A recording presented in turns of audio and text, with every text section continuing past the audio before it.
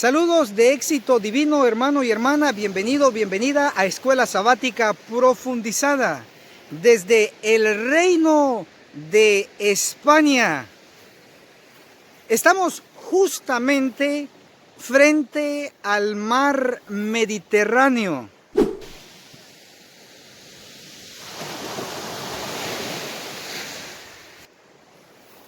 En la Biblia se le conoce como el Mar Grande. Y al otro extremo del mar Mediterráneo tenemos la Tierra Santa, Jerusalén, la ciudad santa, según la Biblia. Tenemos también que justo al otro extremo ocurrió nuestro análisis, la adoración al Señor, cuando se terminó de construir el muro de Jerusalén. El pueblo de Dios lo adoró, y eso ocurrió al otro extremo del mar Mediterráneo, en la Tierra Santa. Analicemos la sección prohibido adorar al hombre. Muchos estamos conscientes de que está prohibido adorar a Satanás, a los ángeles caídos y no caídos, pero muchas veces se nos olvida que también tenemos prohibido adorar al hombre. Veamos un ejemplo en el Antiguo Testamento. Tenemos Esther, el capítulo 3, el verso 2, donde se nos dice que el pueblo se arrodillaba ante Amán, pero Mardoqueo no, porque él sabía que estaba prohibido adorar al hombre. Un ejemplo en el Nuevo Testamento lo encontramos en Hechos, capítulo 10, el versículo 25 y el verso 26, donde se nos presenta el caso de Cornelio, que adoró a Pedro, pero Pedro le dice: levántate, porque soy hombre como tú, porque él sabía que era prohibido adorar al hombre. Es interesante notar que Pedro tenía la verdad presente de su tiempo. Eso se puede comprobar en segunda de Pedro, el capítulo 1, el versículo 12, donde se nos dice la verdad presente que contenía Pedro. Por el otro lado, también encontramos una profecía en Zacarías capítulo 10, el versículo 2, donde se nos menciona la siguiente frase: ídolos que hablan. Y se relaciona esta frase con el título pastor. Es decir, actualmente los ídolos del pueblo son los pastores. Solo que estos ídolos hablan y caminan. Está terminantemente prohibido por la palabra de Dios adorar, exaltar al hombre más que Cristo, nuestro líder. Es decir, solo debemos de exaltar y adorar al Señor, nuestro líder. Analicemos la sección titulada Sinónimos de adoración. Veamos un ejemplo en el Antiguo Testamento. Segunda de Reyes, el capítulo 5, el verso 18, nos da las siguientes frases. Número 1. En el templo de Rimón para adorar. En el templo de Rimón me inclino. Adorar e inclinarse son sinónimos en el hebreo. ¿Por qué? Porque la verdadera adoración debe incluir la posición corporal. En este caso, inclinarse ante el Dios soberano. Cristo sabía que la verdadera adoración tiene que ver con arrodillarnos ante Dios. Para ello se puede leer y corroborar Lucas capítulo 22, el verso 41. Cristo oraba de rodillas. De igual manera lo debemos hacer nosotros, especialmente en la iglesia. También veamos el ejemplo en el Nuevo Testamento. Tenemos en Mateo capítulo 4, el versículo 10, se nos dice: al Señor tu Dios adorarás y a Él solo servirás. Adoración y servicio son también sinónimos, significan lo mismo. Sirviendo a Cristo le adoramos. Por eso la profecía indica en Apocalipsis capítulo 7, el verso 3, menciona la frase siervos de Dios. Apocalipsis 7, el verso 4, dice el número de los adoradores, siervos, 144,000. Hoy Dios está buscando verdaderos adoradores. Específicamente, está hoy buscando a su equipo misionero que concluirá toda la obra en el mundo, llamado el fuerte pregón. Lo realizarán y lo terminarán los 144,000 sellados fieles adventistas del séptimo día. Analicemos la sección titulada La música en el gran día de expiación. Para ello podemos analizar lo que está escrito en Nehemías capítulo 12 del verso 27 al verso 47, donde se nos relata la dedicación del muro de Jerusalén, donde se utilizó música. Se puede leer lo que dice Nehemías capítulo 12, el verso 31, y puse 2 coros grandes. Coros. La música fue utilizada en la dedicación del muro de Jerusalén. También puede leerse los instrumentos que se usaban comúnmente entre los hebreos. Primera de Crónicas, el capítulo 25, el verso 6 específicamente se nos menciona los címbalos, los salterios y arpas. Ellos estaban celebrando la dedicación del muro. Era fiesta, una fiesta de alegría. Pero nosotros hoy en día no estamos en cualquier tiempo, estamos en el tiempo del fin, en los últimos días de los últimos días. Verdaderamente, si no se ha dado cuenta, dése cuenta ahora que todavía es tiempo. En nuestra época, según el espíritu de profecía, en el conflicto de los siglos, el capítulo 29, titulado El juicio investigador, en la versión antigua, en la página 544, dice: estamos viviendo ahora en el gran día de la expiación. De acuerdo a Daniel, capítulo 8, el verso 14, hasta que se concluyeran los 2300 días, que son 2300 años, entonces el santuario sería purificado. El fin de los 2300 años concluyeron en 1844, dando inicio al gran día de expiación. Cuando Jesús pasó del lugar santo al santísimo, empezó el juicio investigador de los muertos. Y cuando termine el de los muertos, empezará el de usted, el mío, el nuestro, el juicio de los vivos, muy cercano. Quizás sea la última advertencia antes de que empiece el juicio de los vivos.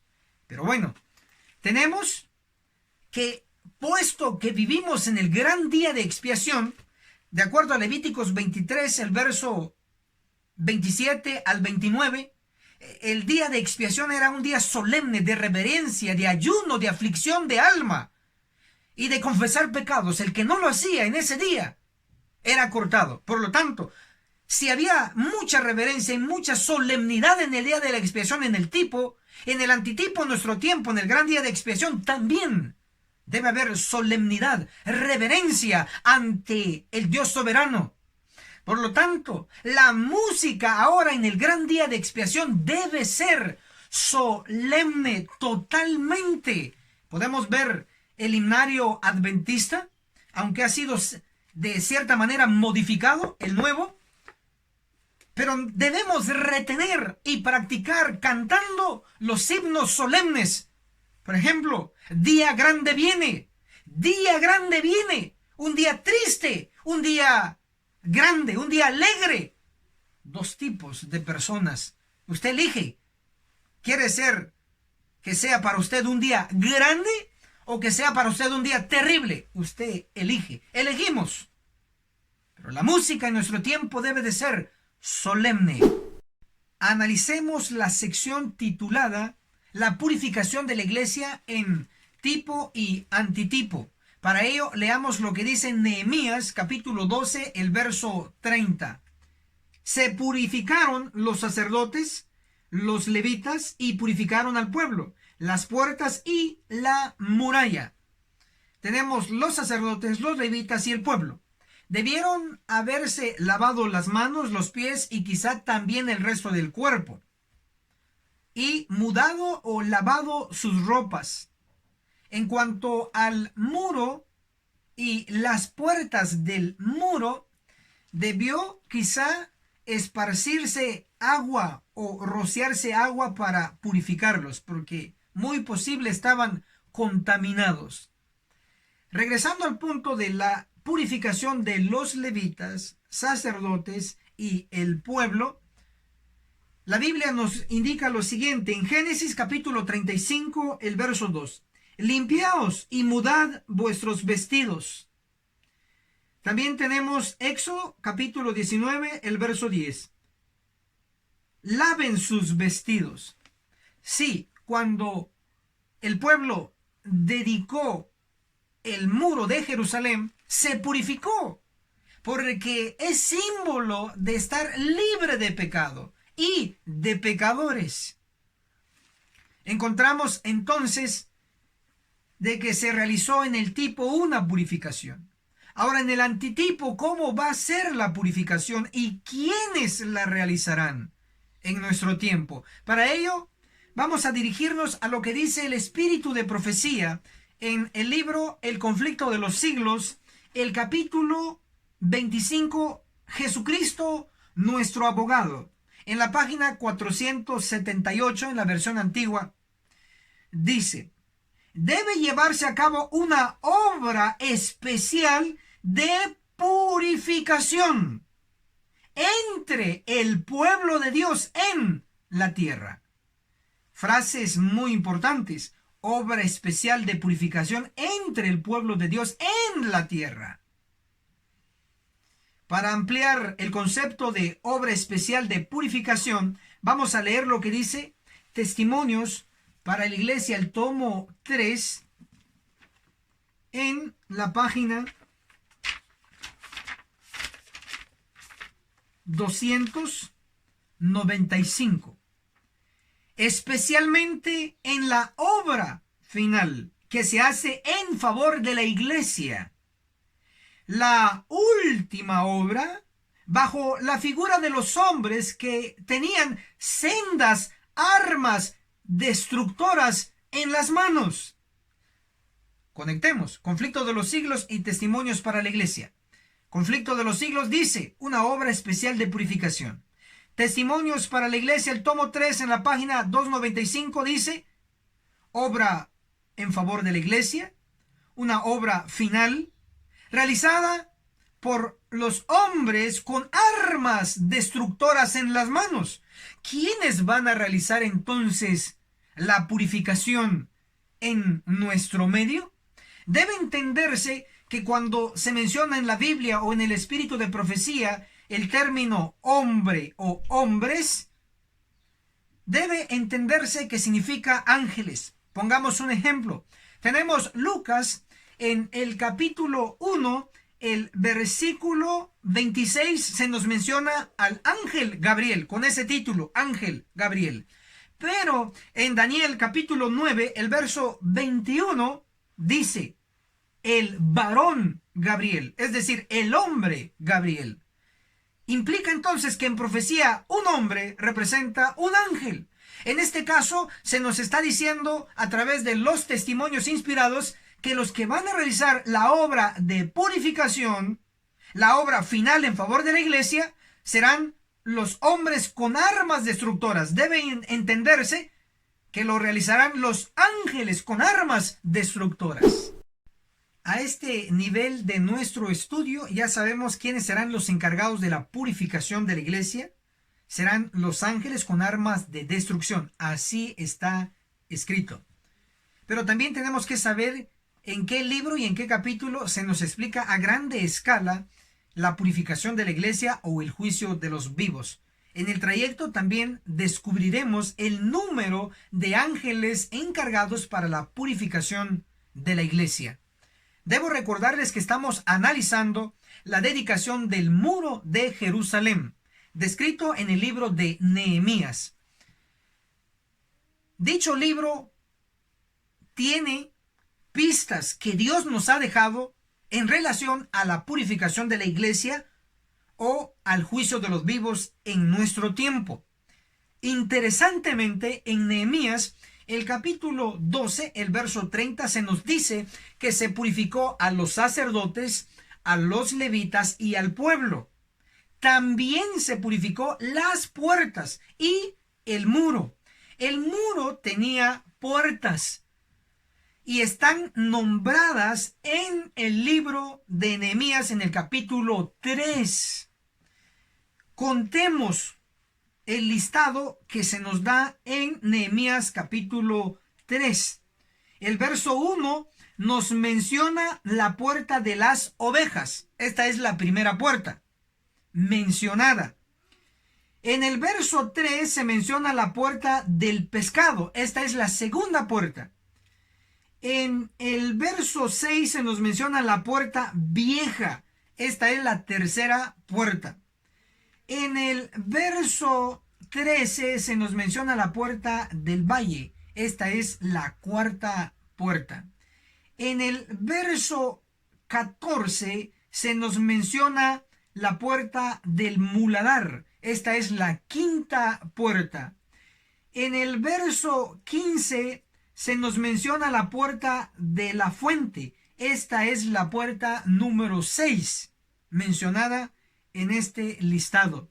En el verso 26 se menciona la puerta del agua. Esta es la séptima puerta. En el verso 28 se menciona la puerta de los caballos. Esta es la octava puerta o la puerta número 8. Y finalmente, en el verso 31 se nos menciona la puerta del juicio. Esta es la puerta número 9. Impresionante. Hay una conexión sobrenatural entre el juicio de los vivos y el número 9, como puede verse en esta ocasión. El espíritu de profecía en Testimonios para la Iglesia, el tomo 3, en la página 296, dice: léase el capítulo 9 de Ezequiel 9. En manuscritos inéditos, el tomo 1, en la página 241, dice: estudien el capítulo 9 de Ezequiel. ¿Por qué tanto la Biblia y el espíritu de profecía insisten con el 9? Específicamente el capítulo 9 de Ezequiel, porque es verdad presente. Es lo que el pueblo debe de conocer antes de que empiece el juicio de los vivos o la purificación de la iglesia. Veamos entonces ahora el número de los ángeles encargados para la purificación de la iglesia. En Ezequiel capítulo 9, el versículo 5, se menciona a los otros ángeles encargados de matar, reciben la orden. En Ezequiel 9, el verso 6, se menciona que se debe de matar a viejos, jóvenes, vírgenes, niños y mujeres. Impresionante. Ahora, veamos el número de estos ángeles según el espíritu de profecía. En Testimonios para la Iglesia, el tomo 3, en la página 296, nos dice: pero la matanza general está descrita en la orden dada a los 5 hombres con armas. Ya sabemos que hombres en profecía son ángeles, por lo tanto, 5 ángeles con armas. Y se cita Ezequiel 9, versos 5 y 6, donde se da la orden de matar. Y se menciona en estos dos versos 2 veces la palabra matar, matar. la orden que se le da a estos ángeles. Léaselo completo. Pero ya dice la inspiración que son 5 ángeles con armas, los encargados. Por si fuera poco, impresionantemente, Dios nos lo recalca en el libro siguiente. Cartas y manuscritos con anotaciones, tomo 1, en la página 189, nos dice: ¿ven a esos hombres? 1, 2, 3, 4, 5, señalando a los ángeles. ¿No ven a esos hombres sanguinarios que vienen con sus armas? Esto es impresionante. ¿Por qué? Porque aquí se numera uno por uno a los ángeles encargados de la purificación de la iglesia adventista del séptimo día. Sorpréndase. ¿Por qué? Porque solo hubo un ángel encargado, un ángel destructor, para destruir en Egipto, para destruir a los primogénitos. Pero aquí no será uno, aquí serán 5. ¿Por qué? Porque son 5 clases de personas que morirán en nuestro medio, 5 categorías. Léase Ezequiel 9, el verso 6, donde se le da la orden a estos 5 ángeles: matad viejos, 1, jóvenes, 2, vírgenes, 3, niños, 4 y mujeres, 5. 5 ángeles, 5 categorías. Esto es impresionante. Pero por si fuera poco, en el libro de Nehemías también se nos dio pistas sobre el número de ángeles que ejecutarán la purificación en la iglesia. Impresionantemente, en Nehemías capítulo 3, cuando se estuvo construyendo el muro, se menciona la frase 5 veces frente a su casa, porque hubieron personas que edificaron el muro justo frente a su casa. Esto es impresionante. Y la frase en Nehemías 3 que se repite 5 veces es la frase frente a su casa. Se puede citar Nehemías capítulo 3, el versículo 10 se menciona la primera frase, frente a su casa. En el versículo 23 se menciona la frase también frente a su casa. Llevamos 2. En el versículo 28 se menciona la frase frente a su casa. Llevamos 3.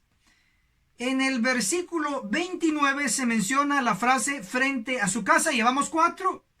Y finalmente en el versículo 30 se menciona la frase frente a su aposento, es decir, casa. Llevamos 5. 5 veces esa frase en Nehemías 3 en la construcción del muro. Pero si ya estás sorprendido con eso, no sé qué pueda ocurrir. ¿Por qué? Porque esto es impresionante. Debe ocurrir algo, y es despertar, porque Dios nos está dando claves. Veamos Nehemías, el capítulo 12, en el versículo 30, hay 5 clases que se purificaron cuando se iba a dedicar la muralla. Nehemías 12, verso 30, se purificaron los sacerdotes, 1, los levitas, 2, y purificaron al pueblo, 3, las puertas, 4, y la muralla, 5. Otra vez el 5.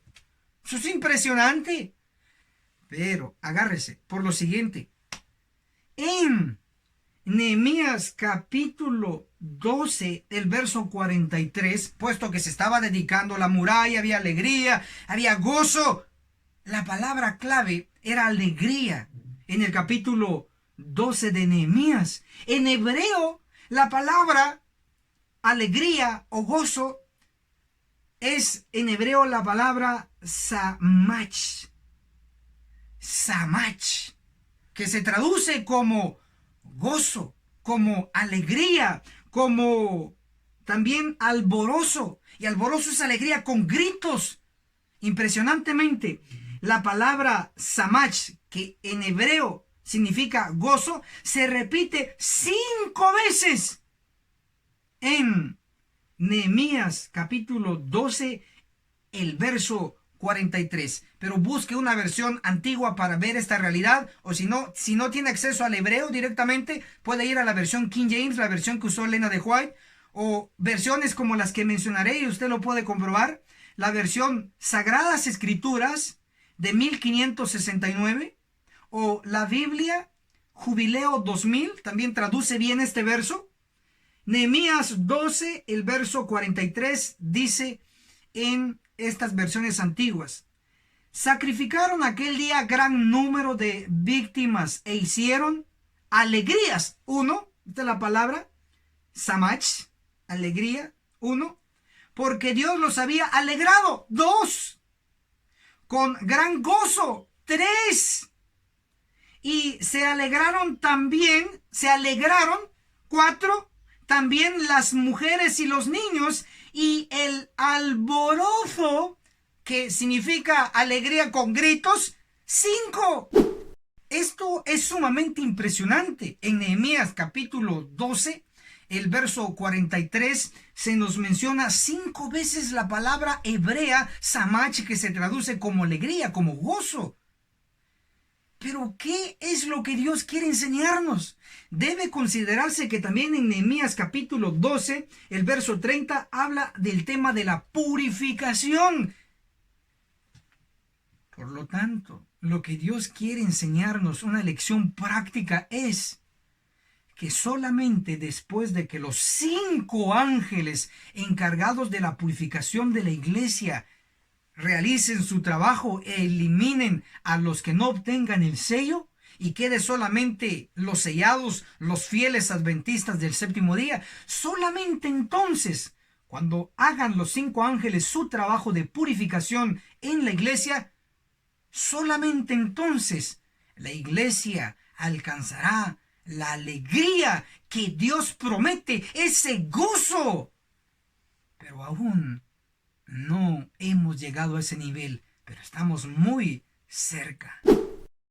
Hasta aquí, en este punto del desarrollo de nuestro tema, ya sabemos quiénes serán los encargados de la purificación en nuestro medio de la iglesia. En este caso serán los ángeles. Sabemos el número de los ángeles encargados, 5 ángeles.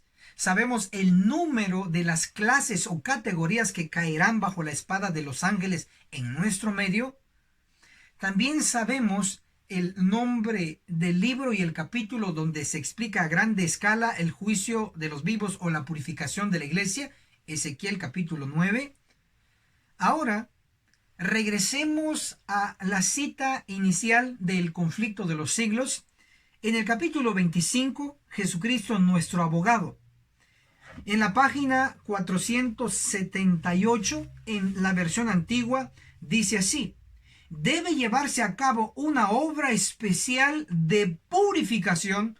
A este nivel ya sabemos que lo realizarán los 5 ángeles entre el pueblo de Dios en la tierra.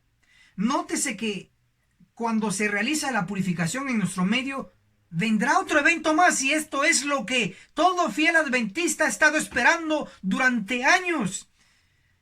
En la misma página, el siguiente párrafo dice: entonces, la iglesia que nuestro Señor recibirá para sí será una iglesia gloriosa, no teniendo mancha, ni arruga, ni otra cosa semejante. Me detengo acá. Dice, entonces, implicando que si no ocurre la purificación de la iglesia, no ocurriría lo que leímos. Dice, entonces, la iglesia que nuestro Señor recibirá para sí será una iglesia gloriosa, no teniendo mancha, ni arruga, ni otra cosa semejante. Efesios 5:27. Entonces, ella aparecerá como el alba, hermosa como la luna, esclarecida como el sol, imponente como ejército, con banderas tremolantes. Cantares 6:10.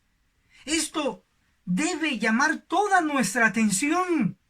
Primero ocurre la purificación de la iglesia acá en la tierra por los 5 ángeles, y entonces, es decir, solo después de eso, la iglesia será sin mancha, es decir, purificada. Verdaderamente la iglesia adventista será una iglesia purificada, pura, leal, sin pecado y sin pecadores. Y entonces, según lo que hemos leído, se cumplirá Cantares 6:10, que la iglesia será hermosa como la luna, claro, porque ya estará purificada. En conexión a esto, debemos leer ahora lo que dice Profetas y Reyes, libro de Elena de White, en el capítulo 60, Visiones de la Gloria Futura, en la página 535, nos dice: la iglesia entrará en su conflicto final. Recalco, conflicto final. Hermosa como la luna, esclarecida como el sol, imponente como ejércitos en orden. Cantares 6:10. Ha de salir a todo el mundo, vencedora y para vencer. Es impresionante el orden de eventos que Dios nos está dando.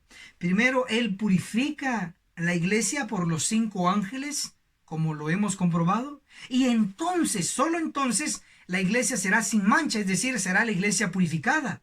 Y solo entonces la iglesia será hermosa como la luna, cumpliendo Cantares 6:10.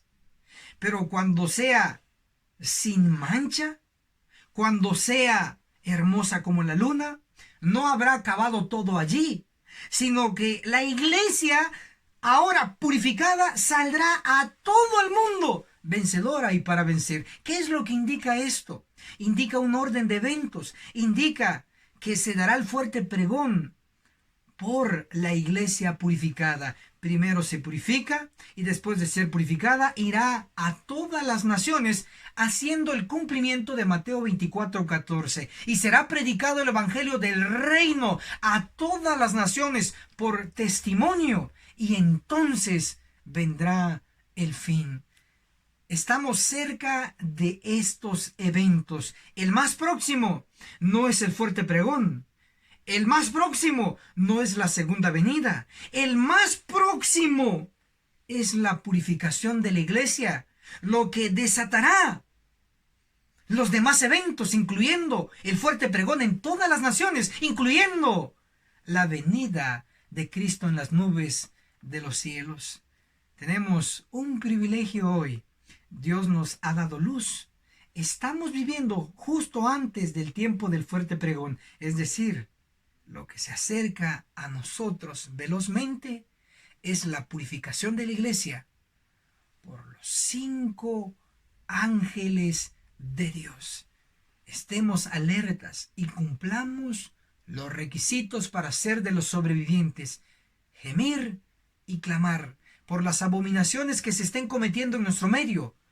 Y si hacemos eso, les garantizo por la autoridad de la palabra que nos veremos en la cumbre del monte Sión.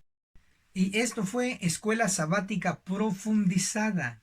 Hermanos y hermanas, a través de este medio hacemos de manera oficial y pública las felicitaciones a nuestros hermanos y hermanas que han cerrado el ciclo del curso intensivo llamado El Testimonio de Jesús, que consta de 22 lecciones y puede tomarse a través de 2 opciones. La primera opción es de manera presencial y directa, que es mi persona impartiendo las clases, revisando lección por lección y contestando diferentes interrogantes que pueda surgir durante el curso intensivo. La segunda opción es de manera por correspondencia, en su tiempo libre y desde su país. Si usted está interesado, que varios ya lo han estado y han cerrado el curso, como lo hemos dicho, que nos ha tocado de manera presencial calificar las lecciones intensivas, y obviamente es parte de nuestra labor misionera hacerlo, y lo hemos disfrutado y lo seguiremos disfrutando. Si usted quiere sumarse a este curso intensivo, sencillamente puede ponerse en comunicación con nosotros escribiéndonos o llamándonos a través del WhatsApp que aparece en su pantalla, y es el siguiente: el signo más, el área, el 502, el número 4229-7786. Y nos ponemos de acuerdo, ya sea que lo desea en su país o de manera por correspondencia. Al concluir el primer curso, viene el siguiente, que sería el Apocalipsis, el perfecto arte profético. Y es la misma dinámica, otro nivel, por supuesto. Contáctese con nosotros si estamos para apoyarle. Si le gustó el video, dele like. Y si no le gustó el video, dele dislike. Haga el bien sin mirar a quién. Comparte el video con todos sus contactos, con sus amigos, con sus familiares. Y así juntos aprenderemos y estaremos advertidos. Que el cielo los bendiga poderosamente y hasta la próxima.